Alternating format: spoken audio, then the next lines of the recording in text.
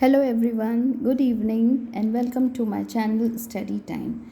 So I hope children you all are studying regularly and sticking to your syllabus as well. So these days I'm taking your chapter 5 life process and from your textbook I'm teaching. So after finishing the nutrition topic I have started teaching the respiration part. So respiration में हमने कल ये पढ़ा था कि basic definition क्या होती है रेस्पिरेशन की और ब्रीदिंग और रेस्पिरेशन में क्या डिफरेंसेस हैं और इसके अलावा हमने जो पाथवेज हैं उसके बारे में पढ़ा कि ग्लूकोज का ब्रेकडाउन कैसे होता है। जैसे हमें मालूम है कि जो न्यूट्रिशन में कार्बोहाइड्रेट का जो प्रोडक्ट कार्बोहाइड्रेट का जब डाइजेशन होता है तो ग्लूकोज बनता है और ग्लूकोज एब्जॉर्ब होता है स्मॉल इंटेस्टाइन में और जब वो सेल्स में पहुंचता है ग्लूकोज तब उसका क्या होता है क्योंकि वो उसी से फिर एनर्जी रिलीज़ होती है। इसको हमने पढ़ा था break down of glucose by various pathways. Glucose 6 carbon molecule है और वो सेल में साइटोप्लाज्म में उसका इनिशियल ब्रेकडाउन होता है और वो 3 कार्बन मॉलिक्यूल पायरुवेट में कन्वर्ट होता है। पायरुवेट और थोड़ी एनर्जी निकलती है जो कि एटीपी के फॉर्म में होती है। सेकेंड हमने पढ़ा था उसके 3 पाथवेज होते हैं जिससे कि एनर्जी रिलीज़ होती है और तो उसमें एक है एनएरोबिक रेस्पिरेशन जो कि ऑक्सीजन की एब्सेंस में होता है। जैसे ईस्ट में फर्मेंटेशन होता है तो फर्मेंटेशन में क्या एंड प्रोडक्ट्स बनते हैं, ग्लूकोज के एंड प्रोडक्ट्स बनते हैं ethanol, carbon dioxide and energy is released in the form of ATP. Ethanol 2 carbon molecule है। इसी तरह से जब ऑक्सीजन की कमी हो जाती है तो हमारे बॉडी में मसल सेल्स में जो ग्लूकोज होता है उस जो पायरुवेट होता है ग्लूकोज तो पायरुवेट में कन्वर्ट हुआ है फिर साइटोप्लाज्म में, फिर पायरुवेट जो होता है वो 3 कार्बन मॉलिक्यूल लैक्टिक एसिड बनाता है और एनर्जी देता है। इसी तरह ऑक्सीजन के प्रेजेंस में जो एरोबिक रेस्पिरेशन होता है वो माइटोकॉन्ड्रिया में होता है और उसमें कार्बन डाइऑक्साइड और water plus energy in the form of ATP is release. तो पायरुवेट का कन्वर्जन हो जाता है carbon dioxide, water and energy में, राइट। तो ये है 3 इसके pathways. So this is break down of glucose by various pathways. फिर हमने एटीपी के बारे में पढ़ा था कि एटीपी एडिनोसिन ट्राइफॉस्फेट होता है जिसके फॉर्म में जो ये केमिकल एनर्जी का फॉर्म होता है और ये एनर्जी डिफरेंट मेटाबॉलिक एक्टिविटीज़ जो होती है बॉडी में उसमें काम में ली जाती है। सो आज हम पढ़ेंगे कि एरोबिक रेस्पिरेशन के बारे में, एरोबिक रेस्पिरेशन किस तरह से होता है और ह्यूमन बॉडी में जो रेस्पिरेटरी सिस्टम है उसका स्ट्रक्चर हम पढ़ेंगे। So since the aerobic respiration pathway depends on oxygen, क्योंकि एरोबिक रेस्पिरेशन है तो ऑक्सीजन पे डिपेंड करेगा। तो aerobic organisms they need to ensure that there is sufficient intake of oxygen. तो ऑक्सीजन की अवेलेबिलिटी जो होती है वो बहुत इंपॉर्टेंट होती है और सफिशिएंट इनटेक होना चाहिए ऑक्सीजन का। We have seen that the plants exchange gases through stomatas and the large intercellular spaces ensure that all the cells are in contact with air. तो प्लांट्स में क्या होता है, लीफ में जो पोर्स होते हैं स्टोमेटाज लीफ की सरफेस पे प्रेजेंट होते हैं और स्टोमेटाज से एक्सचेंज ऑफ गैसेस होती है और टिश्यू जो ग्राउंड टिश्यू होता है उसमें भी लार्ज इंटरसेल्यूलर स्पेसेस होते हैं। तो इस तरह से क्या होता है सारे जो सेल्स होते हैं लीफ के वो एयर के साथ में कांटेक्ट में रहते हैं। तो इसी तरह से ऑक्सीजन का जो in plants it should be तो प्लांट्स में जो ये ऑक्सीजन के साथ जो कांटेक्ट होता है वो फिर इस तरह से अच्छा होता है। So carbon dioxide and oxygen are exchanged by diffusion here. तो प्लांट्स में डिफ्यूजन, सिंपल डिफ्यूजन के प्रोसेस से ये एक्सचेंज ऑफ गैसेस होती है। दे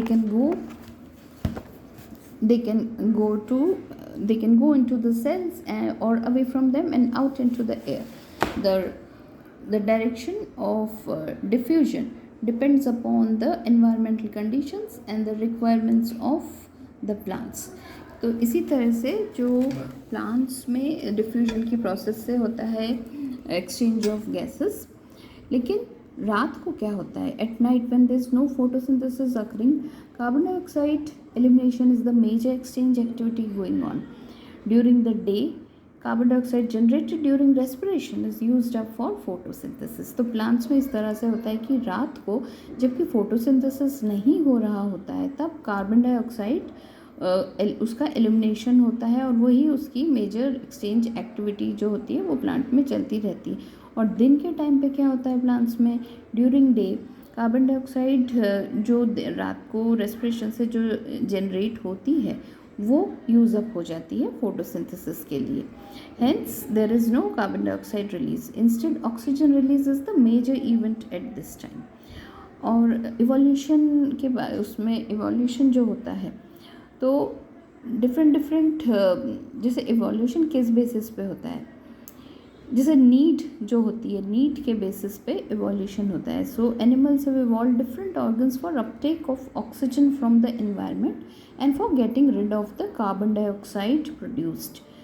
सो इवोल्यूशन तो टाइम के साथ में होता ही रहता है और एनिमल्स में ऑक्सीजन अपटेक के लिए अलग अलग ऑर्गन्स का इवोल्यूशन हुआ है. और कार्बन डाइऑक्साइड को कैसे एलिमिनेट करें उसके लिए भी जो डेवलपमेंट हुआ है. Terrestrial animals can breathe the oxygen in the atmosphere but animals that live in water need to use the oxygen dissolved in water. तो हमें मालूम है कि फ़िशेस जो हैं जो एक्वेटिक होती हैं, फ़िशेस में गिल्स होते हैं और पानी में ऑक्सीजन डिज़ोल्व रहती है. तो वही जो डिज़ोल्व्ड ऑक्सीजन होता है उसका अपटेक गिल्स के थ्रू होता है. लेकिन जो टेरेस्ट्रियल एनिमल्स हैं, जैसे जो लैंड पे रहने वाले जो एनिमल्स होते हैं, वो तो उनके पास में नोज़ होती है तो उससे वो ब्रीद इन कर सकते हैं. तो ब्रीदिंग की प्रोसेस रहती है तो ऑक्सीजन ब्रीद इन करते हैं, right. So since the amount of dissolved oxygen is fairly low compared to the amount of oxygen in the air, the rate of breathing in aquatic animal is much faster than seen in terrestrial organism.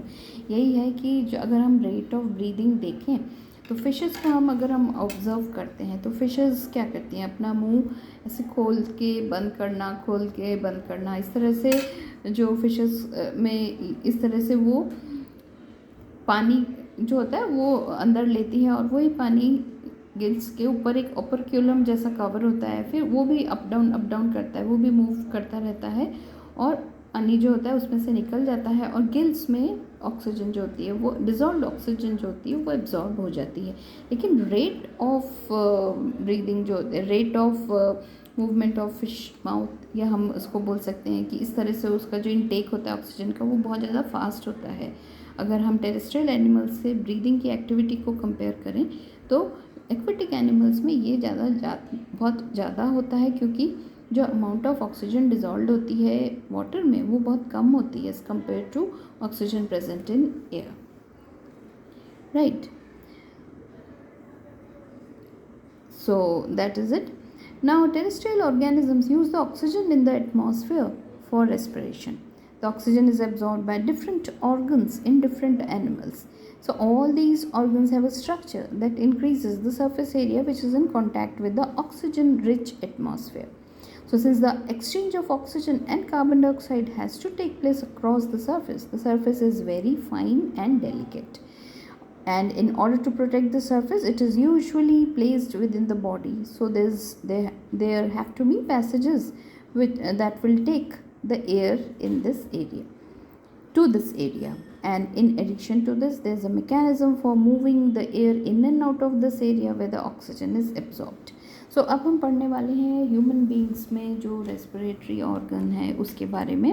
तो इस paragraph में हमने यही पढ़ा है कि terrestrial organisms जो होते हैं वो एयर से जो एटमॉस्फेयर है, एटमॉस्फेयर से एयर को इनहेल करते हैं और उनके पास में अलग अलग ऑर्गन्स, जैसे स्पेसिफिक ऑर्गन्स होते हैं जिससे कि वो एयर को इनहेल कर सकें. और जब ये एयर, जैसे हम में लंग्स हैं, तो जब ये एयर अंदर जाती है, लंग्स में जाती है, तो लंग्स में जो कॉन्टैक्ट जो ऑर्गन्स होते हैं जो कि एयर से कॉन्टैक्ट में होते हैं वो बहुत ही डेलिकेट होते हैं, इसलिए फिर वो बॉडी के अंदर रहते हैं. और एयर को इनहेल करने के लिए अलग से पैसेजेस भी होते हैं. सो टेरेस्ट्रियल ऑर्गेनिजम्स जो होते हैं वो उनमें जैसे सब में अलग अलग तरह से कुछ ऑर्गन्स डेवलप्ड हैं जो कि ऑक्सीजन को अपने में एब्जॉर्ब कर सके. So I hope you are able to understand this much. तो आज हम पढ़ेंगे कि ह्यूमन बींग्स में जो एयर की इनटेक है वो कैसे होती है, ह्यूमन रेस्पिरेटरी सिस्टम क्या है, तो इस चीज़ को हम समझेंगे आज, right. So this is the human respiratory system. So I think before starting to this we should revise it once again. और ह्यूमन रेस्पिरेटरी सिस्टम जो है हम इसको कल पढ़ें तो वो अच्छा होगा, right. So today what we did, आज हमने जो पढ़ा है, आज हमने respiration in aquatic animals and terrestrial animals के बारे में हमने पढ़ा कि एक्वेटिक एनिमल्स में वाटर के थ्रू जो डिज़ोल्व्ड ऑक्सीजन होती है उसको एब्जॉर्ब करने के लिए अलग ऑर्गन्स रहते हैं, जैसे फिशेस में गिल्स हैं, और rate of taking in of water in which the oxygen is dissolved. So ये भी बहुत ज़्यादा होता है एक्वेटिक एनिमल्स में as compare to rate of breathing in terrestrial animals. तो ये डिपेंड करता है ऑक्सीजन की कंसंट्रेशन कहाँ पर है, एयर में ज़्यादा होती है, वाटर में कम है, राइट चिल्ड्रन. एंड कल हमने ये 2 एक्टिविटीज़ के बारे में पढ़ा था. So I hope you had understood this. तो जो फर्स्ट एक्टिविटी थी फिगर 5.7 में, और इसमें हम देखेंगे कि जो ट्यूब है जब हम इसमें एक्सेल करते हैं, एक ट्यूब, 2 टेस्ट ट्यूब थी, एक टेस्ट ट्यूब में, दोनों टेस्ट ट्यूब में लाइम वाटर लिया था, एक में पिस्टन थी, और जिससे कि एयर में जो है कार्बन डाइऑक्साइड वो आती है इसमें, उसको हम मैनुअली इसको हम हैंडल करेंगे पिस्टन को, और फिर कार्बन डाइऑक्साइड जो है वो लाइम वाटर में आके उसको मिल्की करेगी. लेकिन जब हम देखते हैं कि जब हम कार्बन डाइऑक्साइड को जब हम एक्सेल करते हैं एयर, उस एक्सेल्ड एयर में कार्बन डाइऑक्साइड की परसेंटेज होती है और वो कितनी होती है, और वो उससे लाइम वाटर मिल्की होता है. तो ए और बी में सबसे पहले कौन सा लाइम वाटर मिल्की होगा? So that will be B. In case of exhaled air which contains carbon dioxide, it will immediately turn the lime water milky. इसी तरह से जो फर्मेंटेशन के प्रोडक्ट्स कौन कौन से होते हैं, फर्मेंटेशन के प्रोडक्ट्स जो हैं वो है ethanol and carbon dioxide and energy. So right children, so let's meet again in next session. Tomorrow I'm going to explain the human respiratory system. Till then, take care and keep learning, keep revising. Bye.